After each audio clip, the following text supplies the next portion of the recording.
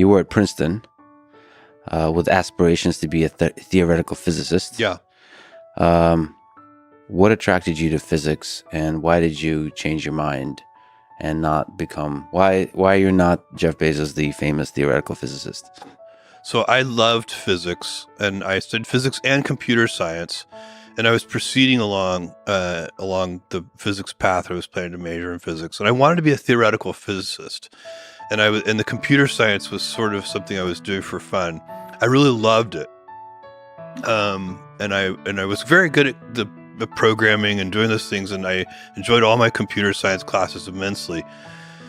But I really was determined to be a theoretical physicist. It's why I went to Princeton in the first place. It was definitely, and then I realized I was going to be a mediocre theoretical physicist.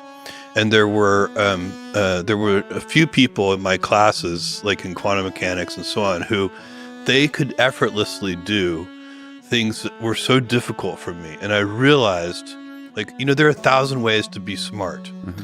And to be a really, theoretical physics is not one of those fields where the, only the top few percent actually move the state of the art forward. Mm-hmm. It's one of those things where you have to be really, your brain has to be wired in a certain way.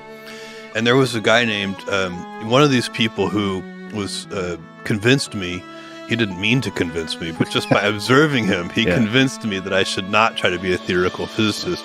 His name was Yosanta. And Yosanta was from Sri Lanka.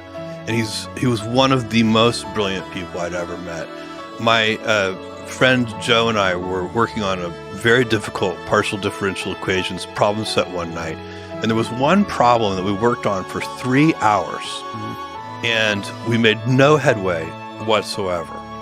And we looked up at each other at the same time, and we said, Yosanta. So we went to Yosanta's dorm room, and he was there. He was almost always there.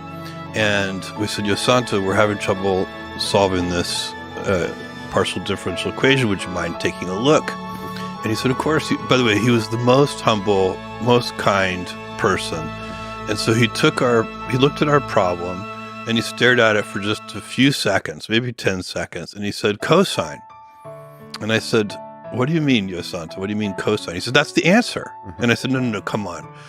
And he said, let me show you. And he took out some paper, and he wrote down 3 pages of equations. Mm-hmm. Everything canceled out. Mm-hmm. And the answer was cosine. And I said, Yosanta, did you do that in your head? And he said, oh, no, that would be impossible. A few years ago, I solved a similar problem, and I could map this problem onto that problem, and then it was immediately obvious that the answer was cosine. I had a few, you have an experience like that, you realize maybe being a theoretical physicist isn't what what the universe wants you to be.